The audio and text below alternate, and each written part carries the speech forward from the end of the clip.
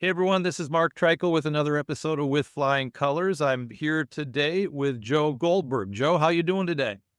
I'm fine, Mark. How are you? I'm doing great. I'm doing great. Joe, I've had you on over ironically, we've started, not ironically, but surprisingly, this is the fourth year of With Flying Colors. I've had you on every year to talk about different things in your area of expertise as it relates to credit unions and the exam process. But maybe for a listener who's new or who hasn't heard some of your podcasts, could you give a little bit of background of what you did before NCUA and at NCUA as it relates to credit unions and as it relates to consumer compliance or anything else that you're currently doing? Sure. Essentially, since about 1980, I've been a lawyer doing a number of different things. But for a good part of my career, I concentrated on consumer protection and consumer compliance issues. I went to NCUA in 2014, and after a couple of years, became the director of the Division of Consumer Compliance Policy and Outreach. So I was, to some extent, the agency's point person on consumer compliance matters. That included fair lending as well as more the garden variety consumer protection laws and regulations. But I retired at the end of 2021. I'm doing a little consulting with you and a couple of other things here, keeping my hand in things. But I am glad you have me back for this session. I'm going to talk about the NCUA's recent missive on overdrafts.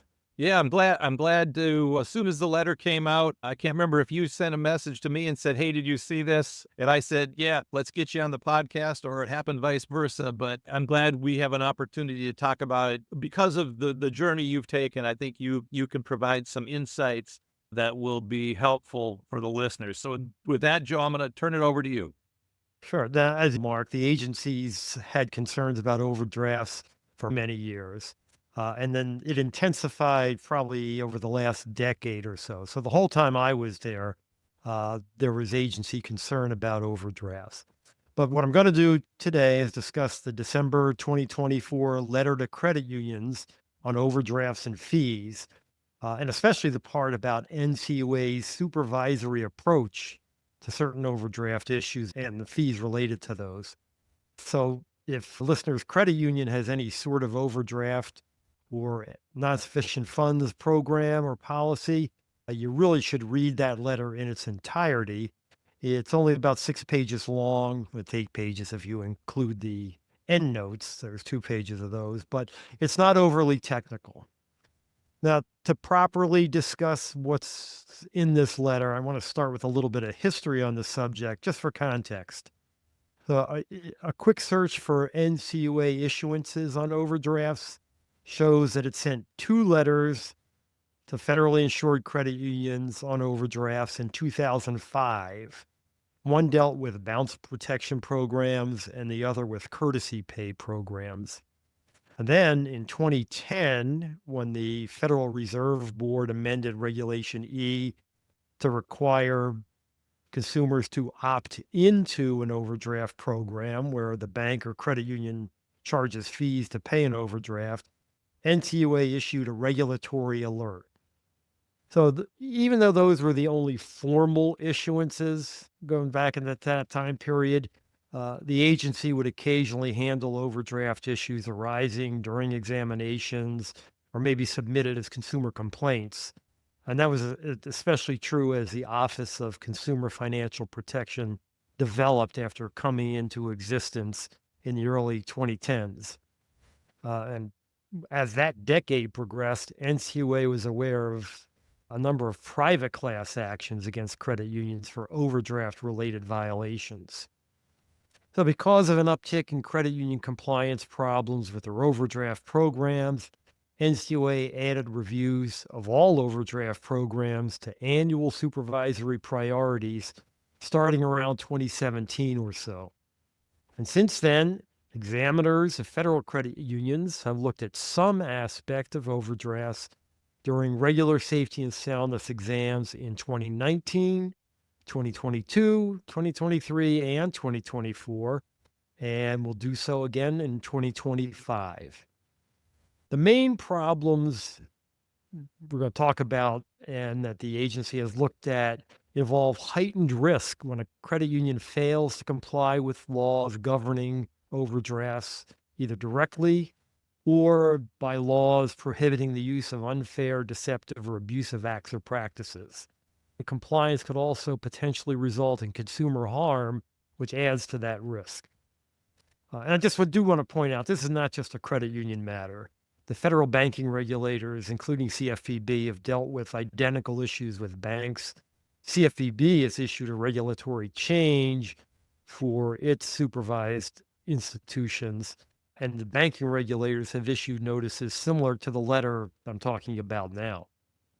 Because these overdraft problems, including fee-related issues, persist, NCUA issued this letter. It's number 24-CU-03.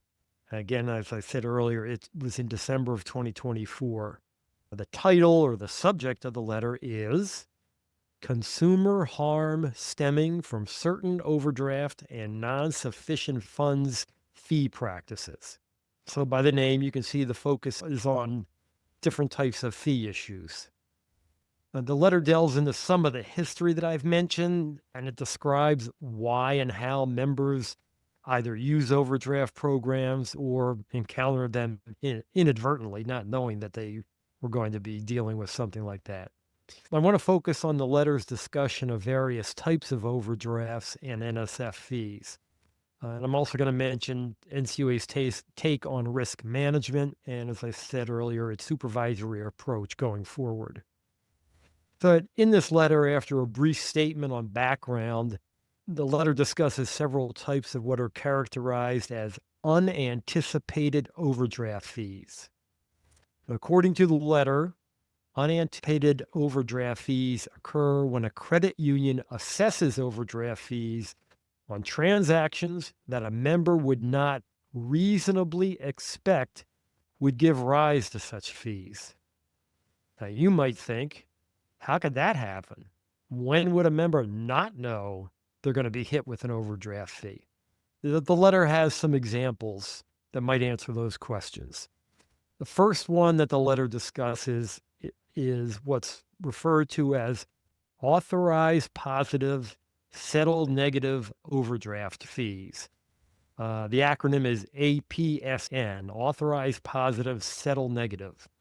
This refers to when a member's account has sufficient funds to cover a debit card transaction when it is made, and that means that the account was in the black and the transaction was authorized by the credit union. But due to one or more intervening transactions, the account is in the red at the time the credit union settles that initial debit card transaction. So that can result in a fee for that overdraft on the initial transaction, and then it could result in additional fees for each intervening transaction that exceeds the account balance when settled. The problem is a member cannot reasonably anticipate a fee on the initial transaction because the account had a positive balance and the credit union authorized it when it was made. The NCUA says in the letter, this is, quote, likely unfair under both the Federal Trade Commission Act and the Consumer Financial Protection Act. As a reminder, the Consumer Financial Protection Act it's Title 10 of the Dodd-Frank Act, and that's where the Dodd-Frank Act added the abusive prong to unfair and what was just unfair and deceptive acts and practices. Now, the NCUA says that credit union systems that cannot identify APSN transactions that result in a fee to the member have a heightened third-party and reputation risk issue. The second type of transaction with fees are multiple representment fees. Now, members are usually charged an NSF fee when a check or an ACH transaction is presented for payment and the account has insufficient funds. That's pretty normal. But the problem arises when the check or the ACH item is represented and the member's account still does not have sufficient funds to cover it. And the credit union assesses another NSF fee. And it can happen multiple times, not just at one additional time. The NCUA notes two issues connected with this. Issue number one is members have no control over representment. And issue number two occurs where the account disclosure does not fully or clearly describe the credit union's representment policy or practice. So where this disclosure is inadequate, there are compliance issues that increase both compliance risk and reputation risk. And the same third-party issues exist as with the APSN fees. So even when a disclosure might describe the representment practice, imposing a fee for each representment of a single check or ACH item, again, this is a quote from the letter, is likely unfair under the FTC Act and the CFPA if the member is unable to reasonably avoid fees from represented transactions. All right, now the third type of fees that's problematic are returned deposited item fees. Another acronym, RDI, return deposited item. This relates to a member depositing a third party's check into the member's checking account that's returned due to an issue with the account of the person who wrote the check. The member's credit union assesses a fee against the member for the returned item. Reasons for imposing that fee include insufficient funds, account of the check maker, a stop payment order by the maker, the account on which the check is written is closed or located in a foreign country, or there's some defect in the check, such as missing information, a problem with the signature, the date, the account number, or maybe the payee name. Now, some of those are beyond the knowledge or control of the member, who has no reason to anticipate the check would be returned. Now, per the NCUA's letter, blanket policies of charging a fee to the check depositor for every RDI, irrespective of the circumstances, are unfair under both the Federal Trade Commission Act and the Consumer Financial Protection Act. And these practices also heighten consumer compliance and reputation risk. And the letter addresses some other practices. Three of these, which can all heighten risk, are if there are high or no daily limits on the number of fees assessed. Second is ordering transactions to maximize fees. And generally that means processing the largest first, which results in more transactions being subject to overdraft fees. Third is insufficient or inaccurate fee disclosures. I mentioned these class actions toward the beginning of my presentation. And the problem that generated those class actions was almost always that the disclosures were insufficient or inaccurate. So generally, a credit union had an overdraft policy and matching disclosures, or it had disclosures that conflicted with the practices, the actual practice. The disclosure might be silent about how the credit union determined when an account was overdrawn, or maybe the disclosure would state the credit union looked at the account's actual balance to determine if there were sufficient funds, but in practice, it used the available balance, which would be lower. So that resulted in overdraft fees for some members whose actual balance would have covered the transaction. Inaccurate or insufficient disclosures and policies might not comply with the requirements of the NCUA's Truth in Savings Act regulation, and they also might be misleading and considered to be deceptive in violation of both the FTC Act and the CFPA. I do want to mention that the letter discusses risk management principles. The letter contains suggestions for determining whether the credit union adequately oversees its overdraft programs. I'm not going to review them here, but I will suggest that if your credit union has any type of overdraft program and imposes fees related to it, and the credit union has not recently reviewed its policies, procedures, and practices, now would probably be a good time to do that. All right, I do want to spend a minute or two talking about the part of the letter that discusses NCUA's supervisory approach. So NCUA says it will continue to review overdraft programs to make sure credit unions are effectively managing the heightened risk of certain fee practices. So it's going to expect credit unions to mitigate those risks by ceasing unanticipated fee practices, the ones that I talked about a few minutes ago. Now, where violations are detected, NCUA will consider appropriate supervisory or enforcement action, including restitution to harmed members. The agency also says that it will recognize a credit union's proactive efforts and self-identification and correction of errors. The letter says that generally, examiners will not cite and the NCUA will not take enforcement action under the FTC Act or the CFPA for violations that a credit union self-identifies and fully corrects before the start of an examination. Now, with respect to restitution, NCUA will consider the likelihood of consumer harm as well as the credit union's risk management process to self-identify and correct violations. And finally, in the letter, NCUA recommends, as I did about a minute ago, that credit unions with overdraft and NSF programs review them for compliance. Now, I'll add that in addition to that, if the credit union has not taken a recent look at its entire compliance management system, that it consider reviewing that at the same time. An effective and a viable CMS can prevent almost all non-compliance with consumer protection laws and regulations. Refer you to NCUA's Federal Consumer Financial Protection Guide, which has a section on CMS with a checklist.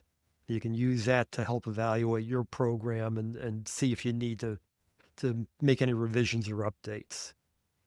All right. Now, what I just told you was supposed to be the end of this podcast when I prepared my presentation, except that yesterday, NCUA actually issued something related to this. It issued what it calls a research note, and it's titled Observations from the NCUA's New Data on Non-Sufficient Funds and Overdraft Fees. I'm going to talk about that for a couple of minutes. In 2024, NCUA began collecting on quarterly call reports data on revenue from overdraft fees and NSF fees. Now, credit unions with assets over $1 billion are required to submit the data, and 444 credit unions did so in 2024. So this research note contains an analysis of two aspects of the data. First is the combined amount of those fees as it relates to other fees credit unions collect and total revenue. And the other aspect examines certain relationships between those fees and interest rates. Let me just tell you a couple of findings here. The one interesting finding is that on the average, overdrafts and NSF fees combine to make up from 2 to 5% of total revenue of most credit unions. So that's essentially an average, 2 to 5% of the total revenue. However, the highest percentage that was found was 18.2%. They also found that generally higher overdraft fees and NSF fees were not offset by lower fees for other services. In fact, credit unions with high overdraft and NSF fees tended to also have higher fees for those other services. And with regard to interest rates, the data indicate high overdraft and NSF fees were not used to offset interest rates. Again, the higher those fees were, they're generally associated with higher net interest margins. The press release also says that supervisory related inferences should not be made from the observations in this research note. Now, while I'm sure that's true, I will suggest that the findings should be considered in the context of the letter to credit unions I discussed, as it's likely that if a credit union is imposing the types of overdraft and NSF fees, which could be unfair or deceptive acts or practices, having a higher ratio of those fees to total revenue could be an enhanced risk factor. So again, if your credit union imposes overdraft or NSF fees, I encourage you to read the research note, as it might provide you with some insight about your own programs. And with that, now my presentation is over, Mark. Very, very good. There's a lot to unpack there. Joe, you have a lot of technical expertise on that. Instead of me interjecting comments, I thought it would be best to just let you give your take on all this. That you've got me wanting to go do some research on NCUA's website. The quote unquote research note, I don't ever recall that term being used in the 34 years I was at NCUA. And it's interesting that so I've had clients and I've had credit unions saying, "Hey, I'm real interested on your take on what's going to happen on NSF fees because there's the anticipation that President Trump will make Vice Chair Kyle Hauptman the chair sooner than later, shortly after inauguration, whatever shortly means." But there's a lot of thoughts out there that there might be a pivot on either collecting the data or NCUA emphasizing it during an exam. Here you point out that they say that this research note won't be taken in consideration for the supervisory related, that it won't be supervisory related, but you and I know that data is out there it's out there globally as far as not being able to tell which credit union is which, but you can reverse engineer it. The regions will have that information. CFP will have that information. While they're indicating they won't do anything supervisory related. I think in most instances that's the case. But Chairman Todd Harper in the past has said that fee income is a concentration risk. And by him simply making that statement, it makes it a risk because it means NCUA might be looking at it. Over time, you walk through a really good timeline there of '05 when rules were put in place, and then in 2010, different things being done. And then over the last 9 years, these being looked at, addressed in priorities and or looked at as part of the exam. So I guess one general thought is whether there's a D or whether there's an R, it might pivot a little bit in one direction with the D and then the other direction, meaning less enforcement with an R. But it doesn't ever seem to go away, right? I don't see this being a topic that NCUA stops looking at, particularly with what the CFPB has been doing in the bigger institutions. And then just another general, no, and there's been some prognostication on Twitter or X or whatever you want to call it, or LinkedIn, where people are presupposing that maybe Kyle Hauptman could unring the bell of collecting the data. And I think Chairman Harper has ring-fenced that pretty well, and he even doubled down on it yesterday at the NCUA board meeting. NCUA approved their annual performance plan. They made reference to this research note approach where they are going to continue to publish research notes relative to this data. You have to collect the data to publish the research note, and it was a board vote. The board voted on the annual plan, and the annual plan included this research note. Now, how can Kyle Hauptman impact that?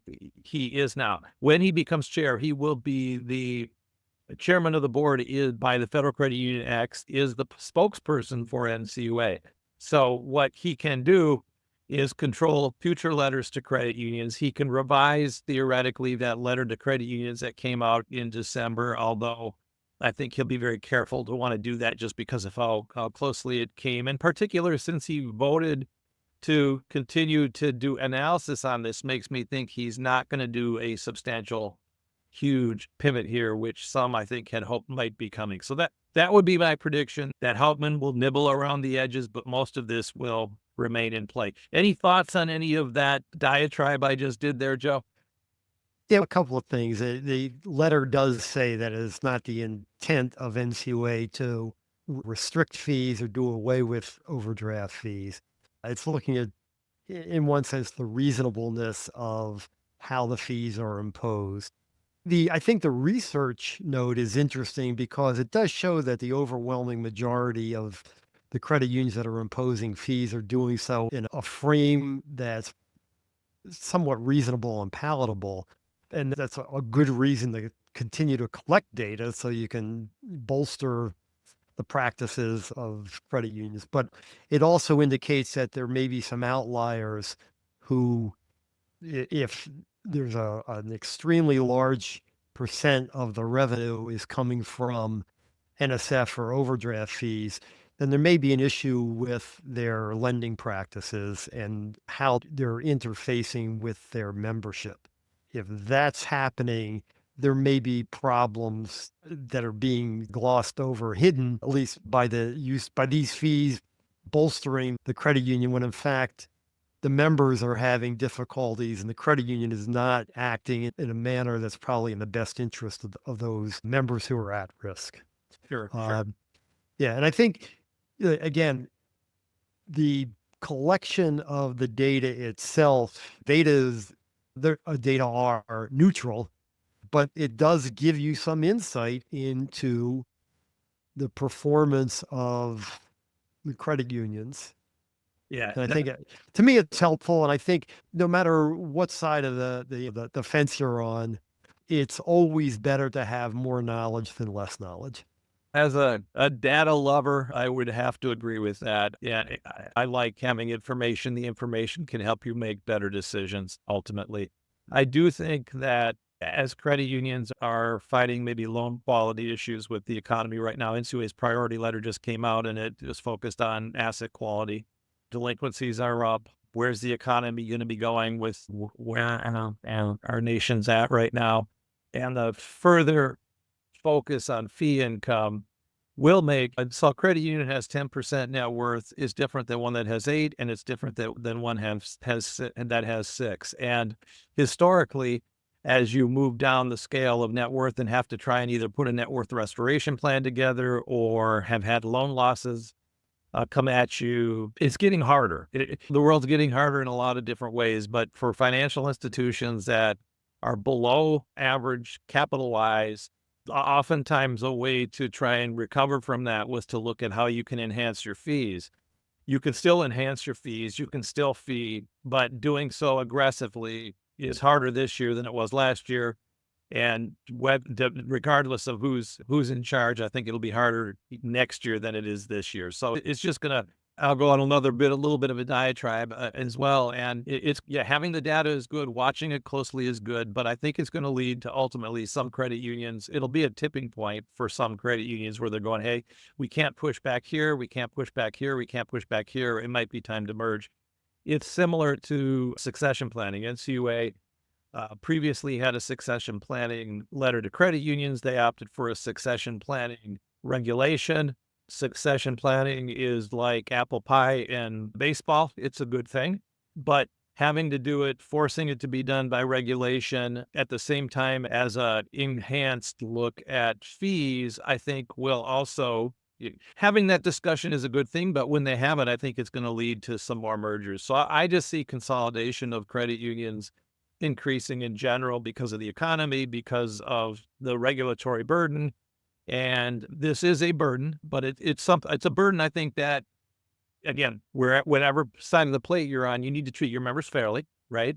And that's all good, but it's just another thing for credit unions to make sure make sure that they're doing it reasonably right. You don't want to have a class action lawsuit. And I can see the way you frame that up, Joe, as you're going through it, and I was learning some things. I thought I could see some individual topics that I will release as a 3 or 4 minute podcast, just where you're talking about each one of those issues. I really want to highlight this collectively and individually. One last time, anything I added there that triggered any thoughts for you? Yeah, just one last thing for me, and that is that I did mention this, that the letter about the overdraft fees emphasizes that self-identification of problems and correction of problems is going to go a long way to protect the credit union.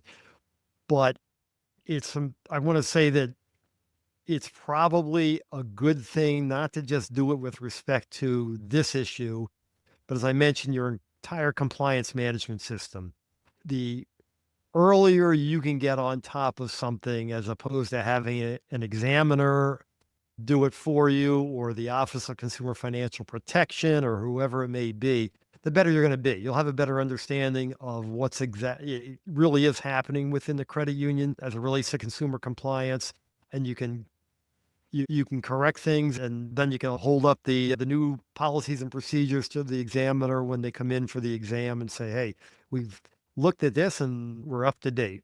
Yeah, no, that's a great way to wrap this. Joe, I want to thank you for your time today and your expertise that you're sharing it here with my listeners. And listeners, I want to thank you as always for listening. I hope you'll listen again soon. This is Mark Treichel signing off with Flying Colors.